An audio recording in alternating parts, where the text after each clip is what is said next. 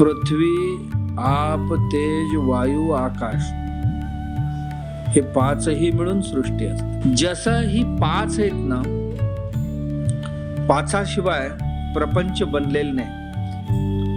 प्रपंच म्हणजे, पंच म्हणजे पाच, प्र म्हणजे विस्तार. या पाचांच्या विस्ताराला प्रपंच प्रपंच असं नाव आहे.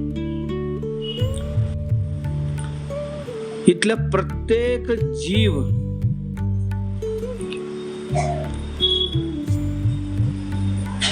त्या जीव जो आहे तो जीव धारण केलेले जितकेही शरीर आहेत, छोटी मोठी जितकेही शरीर आहेत, ते सर्वही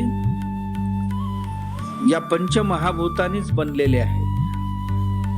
प्रत्येक शरीरासाठी या पाच गोष्टी लागतातच.